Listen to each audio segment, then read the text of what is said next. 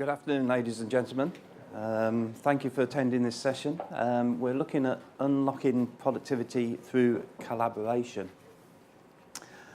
I am Paul Turner. I do exist, and I have got my voice back thanks to the marvels of medical science and all sorts of things, steam inhalation, I can't even say that. So I am doing this session. My voice should last out. I was practicing last night at the free drinks and it lasted about an hour and a half. My next session about the cloud, there'll be a much better looking guy up here doing that for me. So I will be at the back to take any questions as we go. So Paul Turner, I work for a small company called HP. 350,000 employees. We actually have 410,000 link accounts. So instant messages, because we've got 90-odd thousand contractors that work for us off and on. My role is as a lead solution consultant. The important bit is solution, and you'll see why as we go through. Been on all the SharePoint, TAP and JDP programs since Tahoe, since 1999. So working closely with Microsoft on the next version as we go along. And we haven't quite closed down the SharePoint 2013 TAP yet. There's still bits going on, but it will be closed in a few months' time. And then Microsoft start looking at the next version. I haven't put any real stuff down there about what I do with SharePoint and qualifications, etc. I like sailing. I am a fully qualified ocean master, so I can take boats out across the world. And I also do rescue powerboating. The number of injuries that I have picked up playing rugby union, which is a proper game, is I think about 10, including 3 broken ankles, 2 broken wrists, collarbone, and all sorts of things. So, work for HP in the information management area. So, how do we get the information around, and also looking at how collaboration can be used to increase productivity. The slide deck will give some small examples. Most of the case studies that I will cover are from personal experiences working with various customers. I can't quite put those names in place yet. Some I can talk about, some I can't, so that's me. If you need to contact me, I'm there. I do have a Twitter account. I get on it very rarely. I'm probably the wrong person to talk about Twitter. Okay, so what we're going to be talking about is, what are we talking about? What is collaboration? Why do we need it? And what needs to be done? Mainly from the enterprise point of view. Because of who I work with and our customers, we are working with large enterprises, government agencies, and if the organisation is less than generally 5,000 users, then HP doesn't work with that level of customer. There are some exceptions, especially in the biosciences, so where they are very high value areas. So I'm going to go through with a little bit of audience participation. So you have got a bit of work to do. What are we talking about? Why? And what needs to be done for the enterprise? So, first audience participation thing. What is collaboration in your point of view? Anybody like to shout out a few answers? Working together. Working together. Good one. Okay. Disparate groups reaching one objective. Well, that's a good one. Yeah. Disparate groups. Yes. Sharing. Yep. Improve productivity. Yes, maybe, and we'll see why it might not improve productivity. But generally, the whole point of collaboration is to improve improve. Thank you. Compromise, yes. What sort of things do you use for collaboration? Sorry? Groupthink. Okay. You're at the right conference because we need to convert you from that. SharePoint, yes. I am also slightly deaf because it's affected my emails. Wonderful. People, yes. Talking. Yes, which I am not doing very well at the moment, but talking, yes. So, just a few areas that I polled some of my colleagues about, and they came up with SharePoint, sharing workspaces. Ratings and feedback. How do you know which document is a good document? Is this slide deck the best one ever on sharing collaboration through productivity or productivity through collaboration? I am slightly dyslexic, so I get words round the wrong way sometimes. So you need to find the best documents, so ratings and feedbacks. Blogs, wikis, discussions, and all that good stuff. Presence. Am I available? Is the expert that I need to talk to available? Do I know him, her?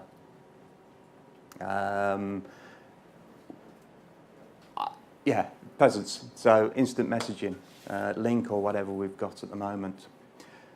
Water cooler, very American term. As HP is American, we tend to use it internally, and that's just walking around the office, bumping into somebody who you haven't seen for ages, and you get chatting about, oh, I'm doing this work with, I'm doing this bit of work about cloud computing with one of our government agencies, and then this other person says, oh, that's funny, I'm doing exactly the same with a different government agency. And you start chatting. Trying to get that into the system remotely. It's a made-up example, working with government agencies. It's just the first thing that I could think of. You start chatting. When you try to take that outside of physical presence, then you get the virtualization on there. Standing on giants' shoulders. I can't even pronounce that. The whole point of this is that if you have good documents, good stuff, you can look really good by standing on somebody else's shoulders. And searching for that brings that in. So what we're trying to do here is to find the best and then present that to our customers. Many more came up on this. You've highlighted some, and they just keep changing as we go over and over. So our business, or one of the businesses that I'm in, is about responding to customers with a request for response to tenders.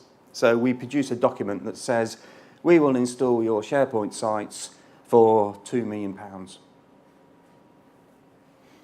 Quite cheap, really. 13 years ago, what would I have used as the collaboration tool in an organisation? So we're talking about 2000, around about 2000, 1999, 2000. FileShare, Noel. FileShare, Novell. Email, yeah. What happened when you got a team of 5 or 6 people, a salesman, some guru, subject matter expert, a load of other people who wanted their own bits into the response? I'm assuming that we had Word, that we were using Word document. My first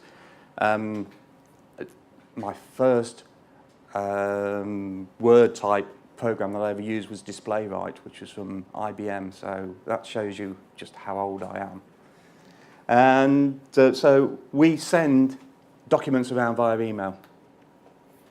Large sizes, generally about 1 to 5 meg, and by the time you have sent it to the 5 people on the project, you get 10 different versions, and then you have some poor soul in the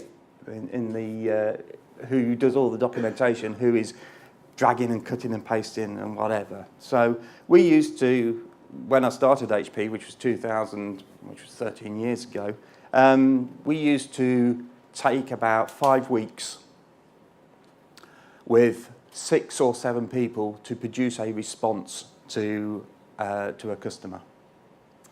They were handcrafted. Despite the fact that Stefan here said about file shares and Novell, then nobody really stored stuff on the file shares, or if they did, you couldn't find where people had stored them to. So, bringing it forward, 7 years ago, SharePoint 2004, 2003, 2007. Big use internally from our point of view of using SharePoint to store the document. Having one document, having many people access it when they could, you blocked it out, and there was always problems with people needing to do stuff at the same time. But having one version of the truth and everybody putting things into it, we actually came down to using that people put in their little sections. We carved the document up, put their little sections on, and then the person at the end who did all the documentation just cut and paste from all these different sections. But they were working on one version of the document. So instead of doing 6 people, 6 weeks or whatever it was, we're now down to 4 people for 2 weeks for the same version. What does that mean to us? That means that we can respond to more customers, because we've got more people. We've still got the same amount of people doing the responses, so we can do more responses and therefore hopefully get more money coming in. Because whatever your views are, we are here to earn money so that we can keep our families in the manner that they are accustomed to.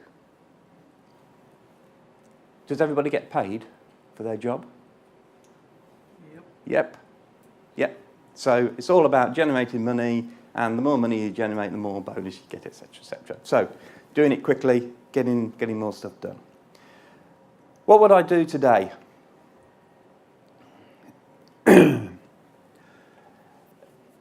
Today we have a SharePoint site that has standard RFP responses in there, all already formatted and ready to go.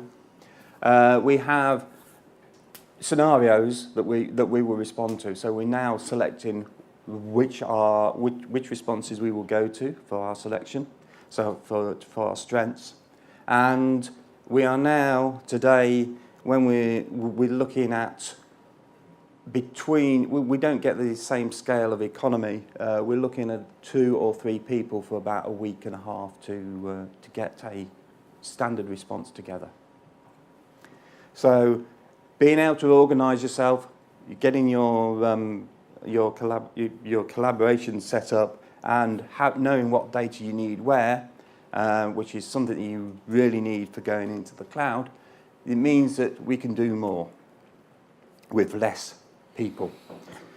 Whether that means you sack people or redeploy them or do more of the things, that's a different question. 2 of my customers, one was a cadastre, which is for the UK guys a land registry. So they register land in that particular country. They get paid by the amount of registrations they do. So let's say 30 euros for a registration. They were taking about 3 days in time to do this registration. They had let's say 20 staff, and in order to meet the demand, they brought in a load of contractors to just handle the throughput of all the land registrations.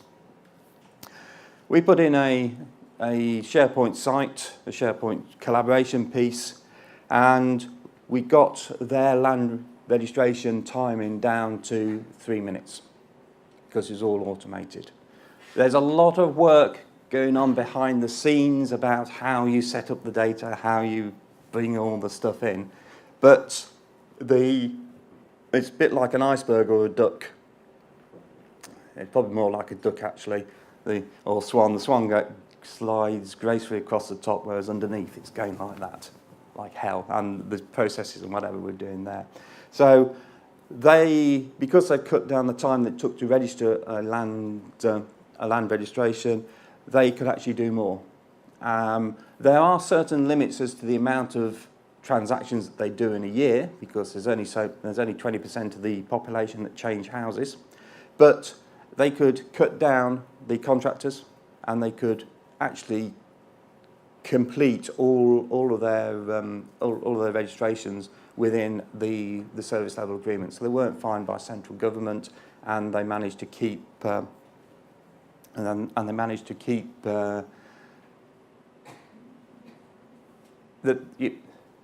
weren't fined by central government, and they managed to get rid of all their contractors.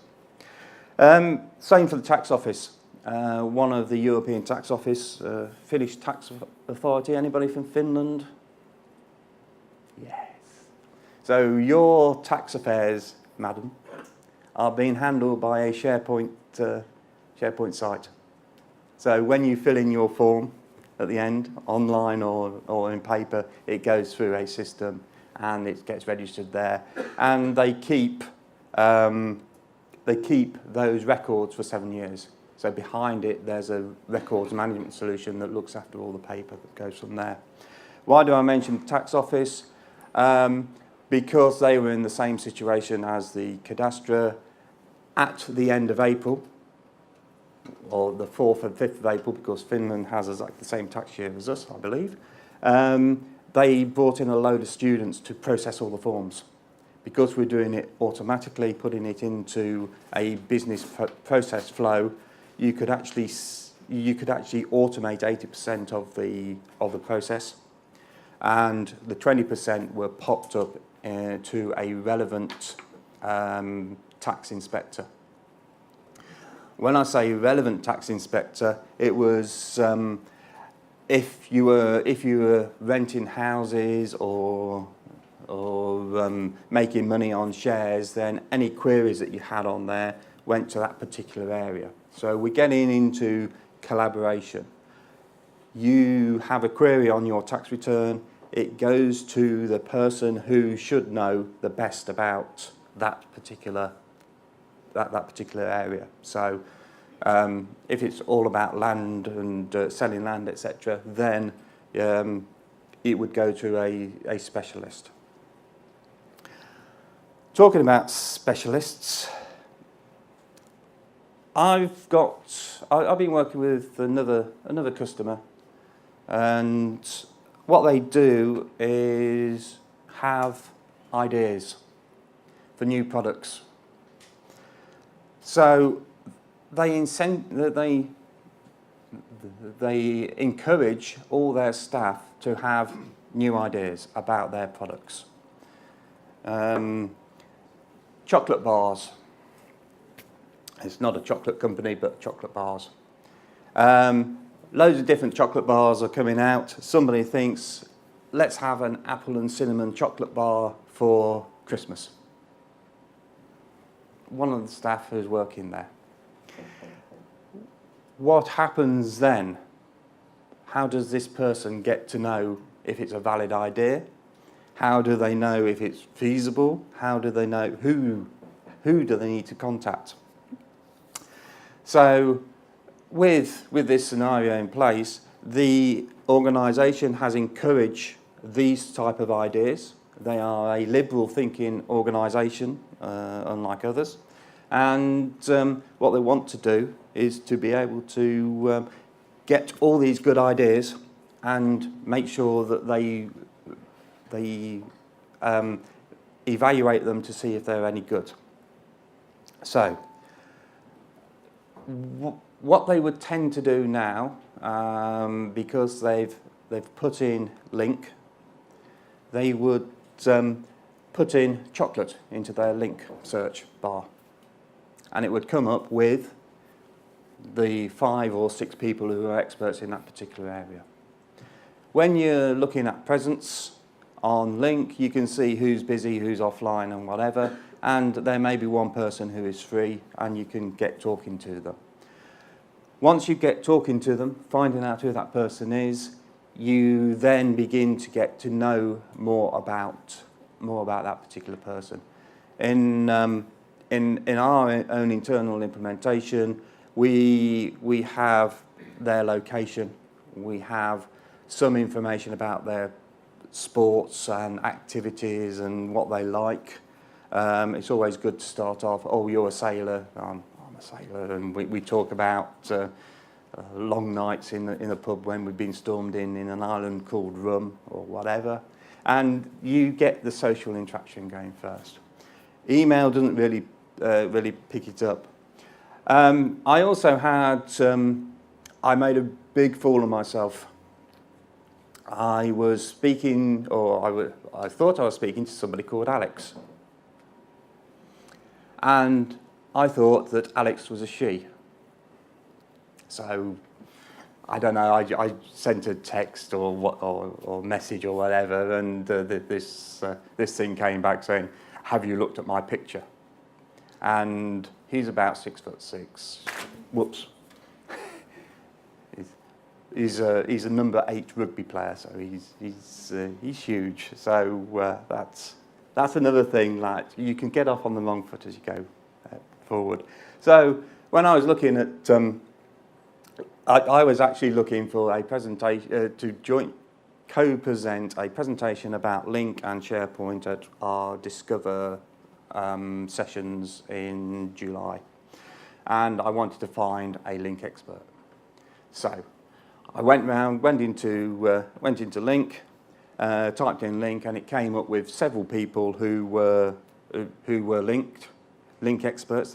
We have to specify what specialities we got, and lo and behold, one of them lives about 10 miles away from where I live, and I never knew that. So I'm in my little SharePoint silo, and I get out of my SharePoint silo quite a lot inside of HP, but this frightened me, being able to just click on one thing there and go forward. What I'm trying to say is that SharePoint is good for collaboration. There are other tools around that you need to combine into a solution in order to make your job better. We'll come back to that scenario later. Bit of history.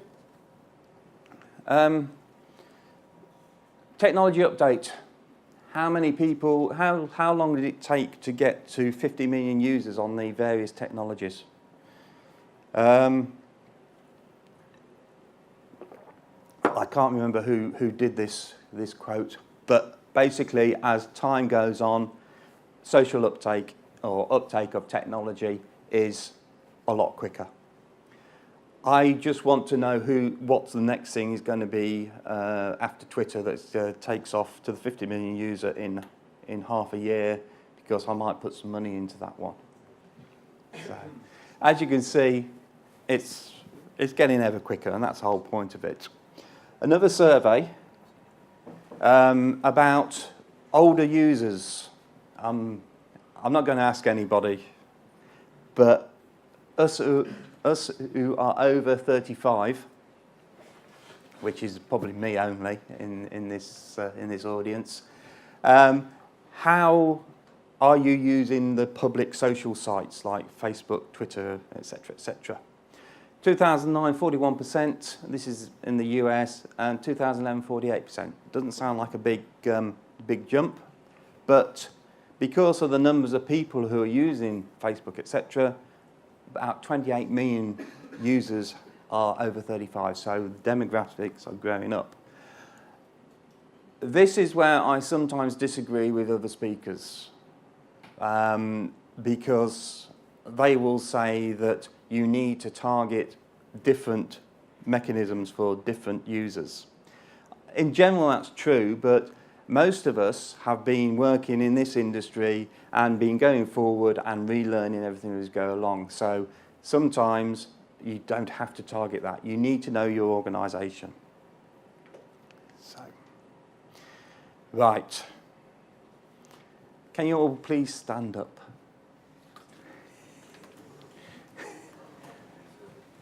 This is going to upset those with tablets, cups of coffee, etc., etc.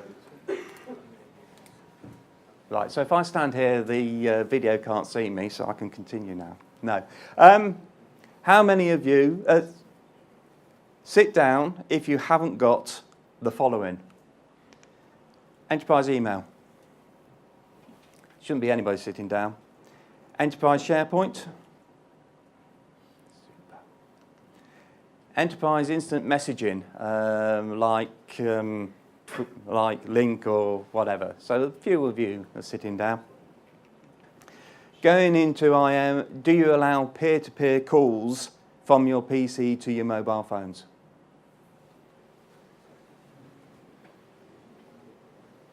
Okay, yeah, that's about right. Do you allow instant messaging with peer-to-peer video? So if I get my phone, which I've put down somewhere, we're all set up with forward-facing cameras and I can go onto Link and whatever. So, no, that's about right. So, thank you. You may all sit down now. So, the point of that little exercise to stop you getting DVT is to point out that technology is changing all the time. So when you're trying to get productivity gains from collaboration, why do you want to do it? And the why is that human beings in general are lazy people. You want to do the least amount of work to get the job done. That's a very rash generalisation, but most of us, some of us, quite a few, just want to go in to work, get the job done, go home. And if you can do that quicker, better, faster, etc., then we go from there. So we need it to be easier to use, we need it to actually quicker, and we need to make better decisions as we go on from there. And how many of you enjoy your job? Hands up. So those who haven't put the hand up, I suggest you get another job. The whole point about enjoyment of job is that you get things done better, you enjoy it, you work better. And these organisations have got to foster that process. How many of you work outside of work in organisations such as Rotary, Roundtable, charity organisations, choirs, or whatever? Super. So my point of view to the rest of you should be that it might be good if you did something because then you're not concentrating on IT. But why do you do it? Why do you do that? For fun, really. For fun? Yeah. Okay. Hobby and something to do at the weekend. Okay. And what are the people like who you're working with in that area? Could be anybody. Could be anybody. Could be anybody. Okay. Do they share the same common goal? Yes. Yes. Yes. Sorry for putting words in your mouth, but that's what we're trying to do. Inside the organisation, we need to get like-minded people together to work. If you look at charities, charitable institutions, then they are all driven by something. They're all driven to make better good.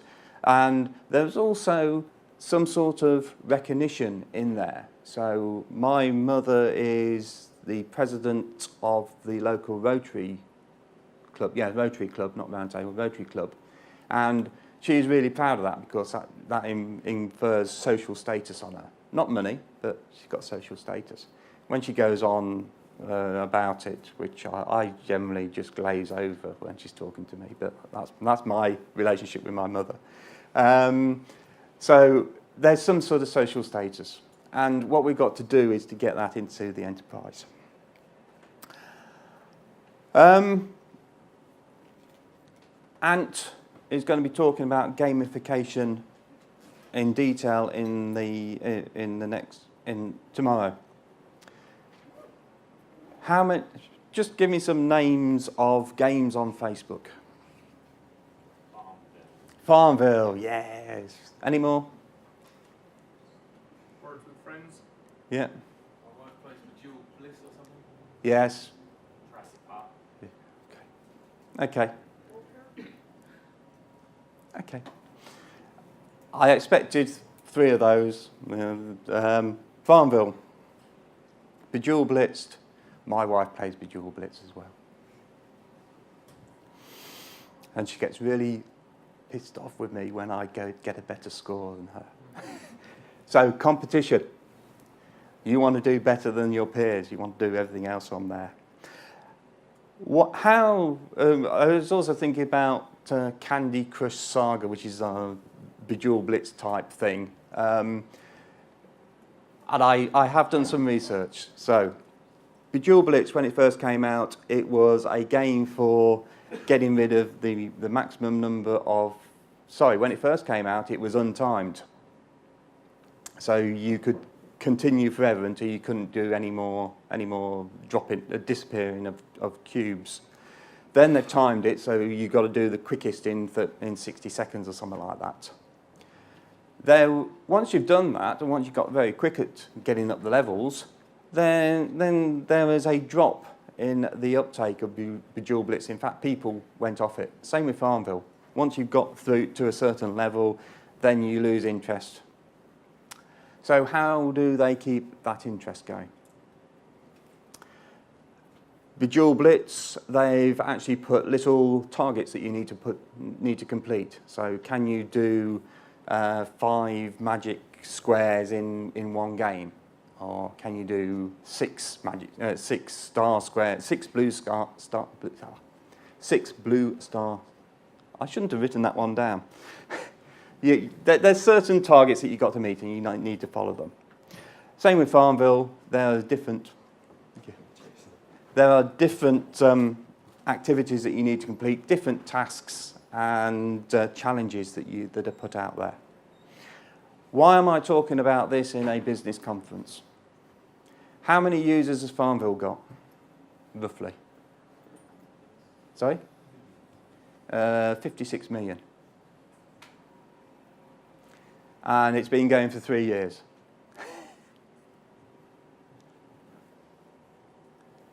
Why do 56 million people play it?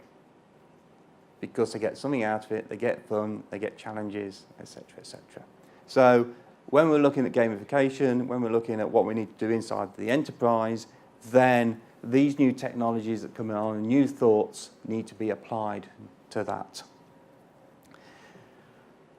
So can this be applied to the enterprise is the big question.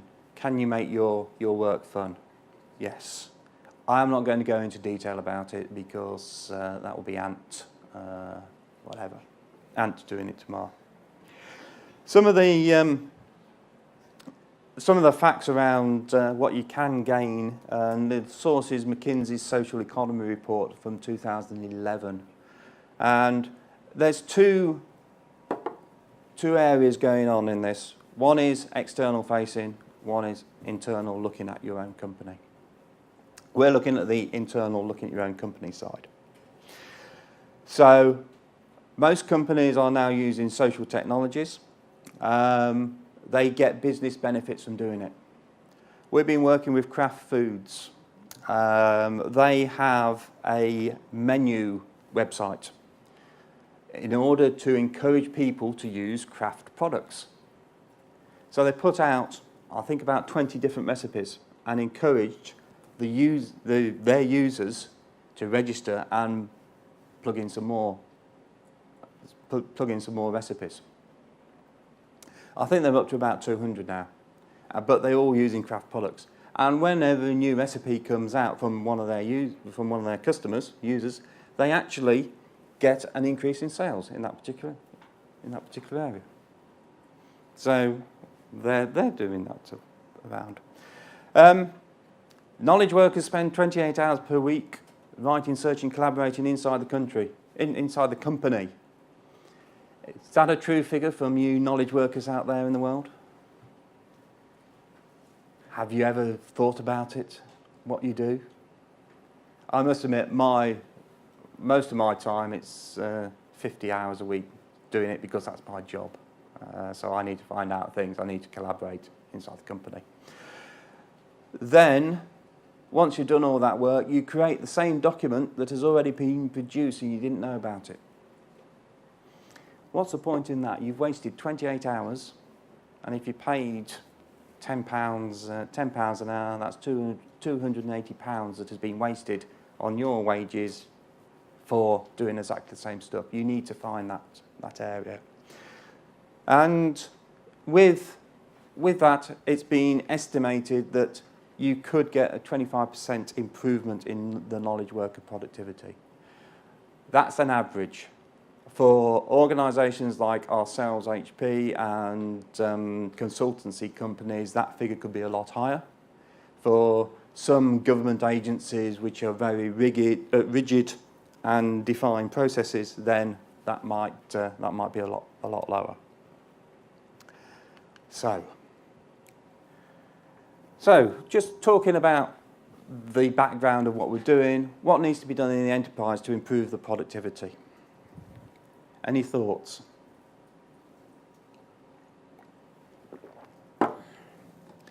I have one thing to think about though.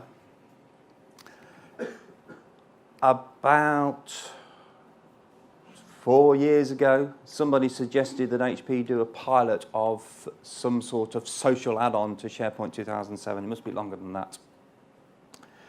And one of my colleagues, Veli, who is well known, came up with this little thing. And I'll read it out because it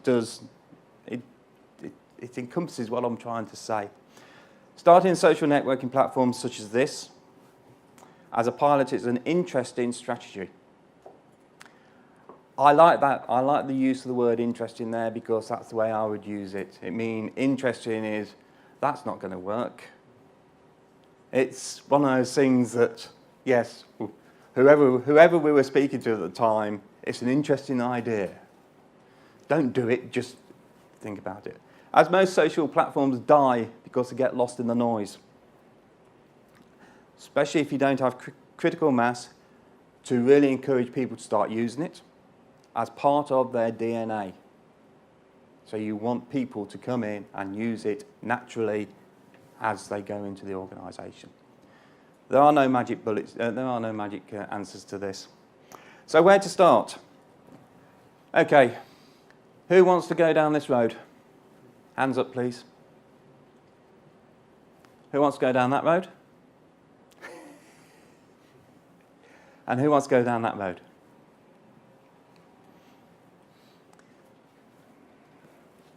Does it really matter? Based on the information you've got at the moment, does it matter which road you go down? It's 2 hours. I got the right one. Okay. Okay, 2 hours to the right one. That's fine. That's a good answer. But what happens if the instructions you were given were to follow the red arrows? Despite the popularity of going to the right, the red arrow is the right way to go. There was an interesting social experiment where they put a load of stooges in a circle with one particular person, and they asked the same question to everybody. And the stooges gave the wrong answer, and the person who was the experimentee followed them and gave the wrong answer. So they were forced into that pressure. So where to start? If you don't know where you're going, any road will do. If you don't know where you are, a map won't help you. Or, it's like asking for directions. This was before the ages of sat-nav. I used to travel the country. I'll read it because it's a bit low down. Asking for directions, and the response from whoever is giving you the answer is, I wouldn't start from here. So, what am I trying to say is you need to know what you're doing, where you're going, how you're going to get there. The sessions last year for the business track was all about planning your route, where are we, what you're trying to do. And that is all common sense. And most organisations, common sense seems to go out the window. This is what inside our team in HP is the blue and green slide. It's one of our customers' dissection of their organisation. We couldn't have red and green because the guy was red-green colourblind. So he just set it up, it needs to be blue and green. So what we did eventually was to put all this into a big system, and then we could click on these and go down into the areas. What we did with this organisation is to implement their collaboration for whatever they did, which was reselling and new products. They had a communication theme for encouraging people to pick up to use their collaboration piece. They called it Film Stars. And if you use the system, you got some stars. And if you got 20 stars, you got a free pass to the cinema to see the latest blockbuster. If you got 100 stars, then you got to do a premiere of that. So they were encouraging people. It cannot be static. You've got to change, because once people have got to the 100 stars, they lose interest, and people will this is where I sometimes get into trouble. People will try and cut the corners and will put in the minimum amount of work to get a star. So you need to change what the rules are. But they went through and says, what do we want to do with our organisation? What are the collaboration pieces that we need to consider? So they took a step back. They didn't go out and install, they did go out and install SharePoint 2007. They found that it just grew and grew and grew and grew, and they weren't using it, and everything went to pot. So they took a step back. They split their organisation down into particular areas that had common themes, and they concentrated on one particular area. The first one that they went for was customer care. Seems like an odd one in some cases, but a good one in others, because that's where you get your feedback about your products. And therefore, your customer care can feed back into your product development, and you getting collaboration between the two. What's wrong with this particular PC? Oh, the hinges flap off there, put bigger hinges on or whatever. So we split this down into the various areas, and we produced a persona list of the various people that was in that area. We produced a data list of what information was needed and any applications around there. There's more about that in my next presentation, which will be presented by Matt. The big one was across the enterprise. Talking about Veli and his quote, you need to get mass behind this. And the guy who I was working with said, I want martini people. And for those who are too young to remember the martini adverts, that's the right place, right person at the right time. So, or the right drink at the right place at the right time. I don't know what it stands for. So what we're looking at is to know where you are, know where you're going. The organisation must change, whether it's forcibly changed or from the underlying technology, the underlying people. Then you need some sort of good management, good, and I've forgotten the word, good champion for this particular project of getting more productivity from collaboration. You might have to change your structures, you might have to change your processes, and definitely change your cultures. You must become more open. There's still little pockets of people who say, I know everything about, if this gets back to somebody in HP, they'll kill me. I know everything I need to know about X400 MTA. What the hell is an X400 MTA? It's actually the message transport that was in Exchange 2000. But she just will not show anybody or tell anybody about that area. And she says, oh, they should find out about it themselves. Not a good culture, and there's little pockets in there. We need to encourage people like that to be more open, be more trustworthy. There are some organisations that won't change or can't change. So if you're in a very regulated government industry or whatever, then they won't change. In order to get the full use of technologies, we need full enthusiastic participation of the employees. So happy employees means that you get it done.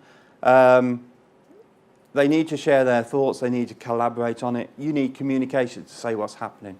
And you need contributions that will be rewarded. Whether that is in money terms or status terms or whatever, you know that organisation best and you can work out what it is. We used to get shares and then our share price went right down and we didn't make any money out of it. So they've changed our rewards on this side. And it's not always the obvious things that you expect to generate the interest. I was working for an airline and we did their crew portal. The crew portal was targeted for a particular intercontinental flight.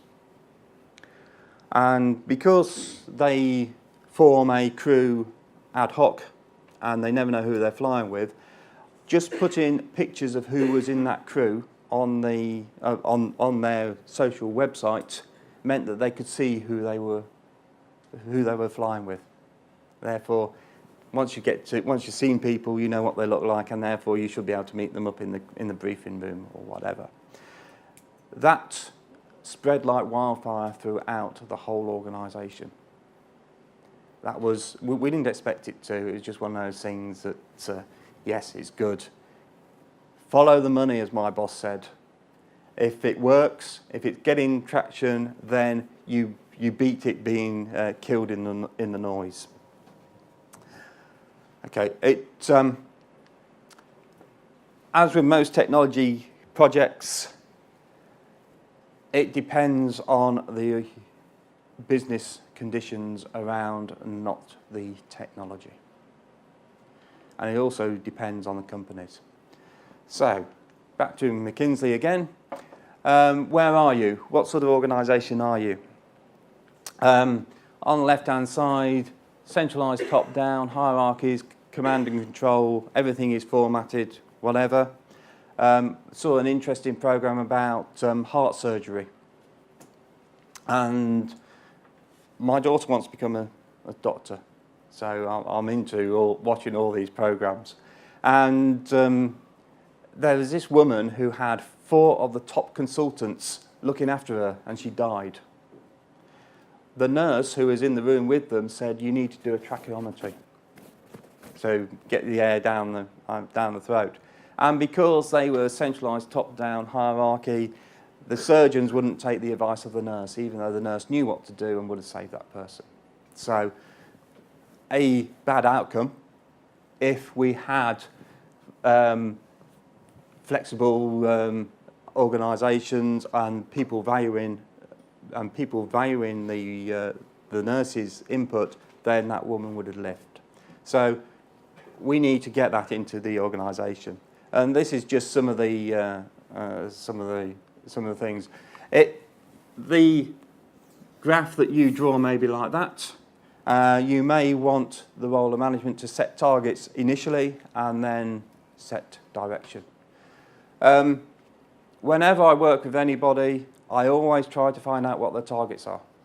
I've been doing a big pre-sales with one of our sales guys, and he wasn't even speaking to me because my little piece, SharePoint is just a little piece, wasn't there in his targets. 6 weeks later, he's made his targets and he's now wanting to explore and do different things. So once he's got his targets, he will go off piste, as the saying goes, and try something different. So we need to do that. We need to set it all up. Etiquette. I get really annoyed with people who link me or instant message me when I'm busy or in a meeting or presenting.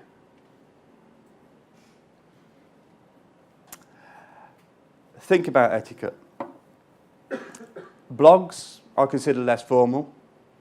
Email used to be, it's important, but nowadays email is just noise.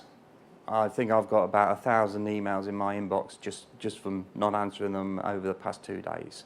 And it's just noise and you just lose it. So you don't get any attention from email. IM link, yes, you do get something from there. Respect all the rules, respect everything that's going on from there. And it's like anything, if you're a good citizen, then everybody's a good citizen back to you. So why do I bring that up? Because you need to set the ground rules as to how you're going to do this collaboration piece. So, HP, internal HP, talking to the IT manager regarding our collaboration, our unified, let me get this right, unified communication and collaboration project, which is 410,000 people across the world. He started about 3 years ago, and his quote was, "We used to provide the technology, but now we provide solutions for business benefits." Am I talking myself out of a SharePoint job? Am I talking myself out of SharePoint generally? Yes. Times change. Exchange used to be the thing that everybody had to know. Now it's just there, it's noise. SharePoint's be going that way. In about 10 years, it will be part of the infrastructure side, and instant messaging, the change from the product to user-centric view of the world. So we need to look at user-centrics. We need personas. What type of user are you? How are you going to benefit from this, and whatever. So with HP, with a large company, in order so that we didn't lose anything in the noise, we did a collabo approach for our engineers in Japan. Why Japan? Because it's a nice closed system.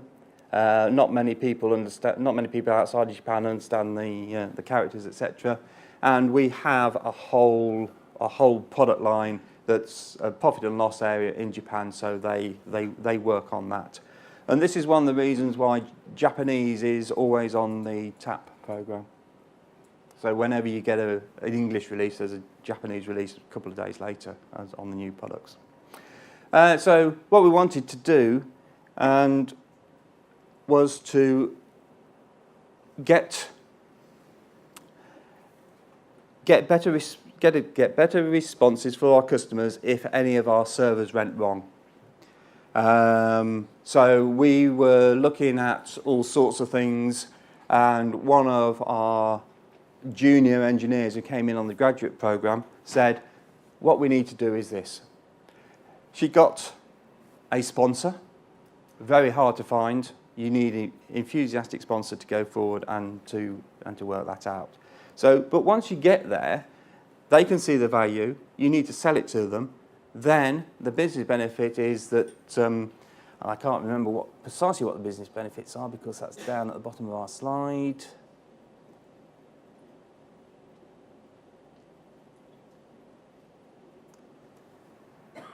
So yes, so we actually didn't employ more engineers because the information that was being shared was readily available to everybody, and we put it on our tablet devices, which I haven't got, so that the engineers could see everything. So therefore, we didn't need so many engineers, so therefore we saved money from that way.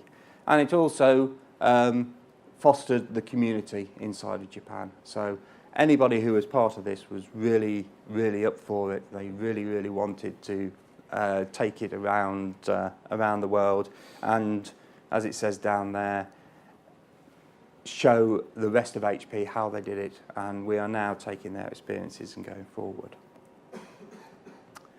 So, I think I'm about on time, which is amazing, because I sometimes do go on a bit too much.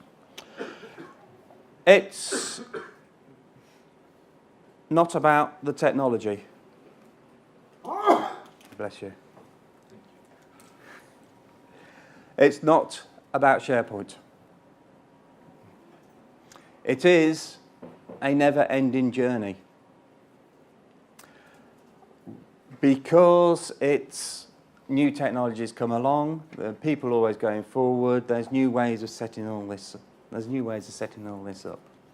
When I was doing my computer degree, we had to read a book called Godel, Esker and Bach, and it's all about positive feedback and getting and feeding back information from your experiences, either bad or good, and acting on it. So you always go around in the ever decreasing circles, as some people call it. Hence the picture of Esker's never-ending staircase that just keeps going round and round at the bottom. Biggest thing, communicate. The green and blue slide company, they're a marketing company. They spent about €1 million in their communication to their internal employees. Sounds a lot of money. But from their installation of SharePoint and all the collaboration stuff that went in, they managed to recoup the cost of that and the project within 18 months because of better ways of working. Measuring it can be quite difficult, and there were some very clever brains who worked out all of it, but communication is all important. So, it's not about SharePoint. SharePoint is great. SharePoint does wonderful things. Stores large documents, collaborates on them. You can see presence of people who are there.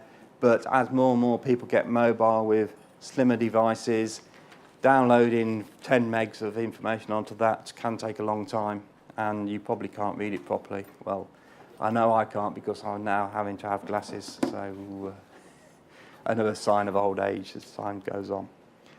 So from that, any questions?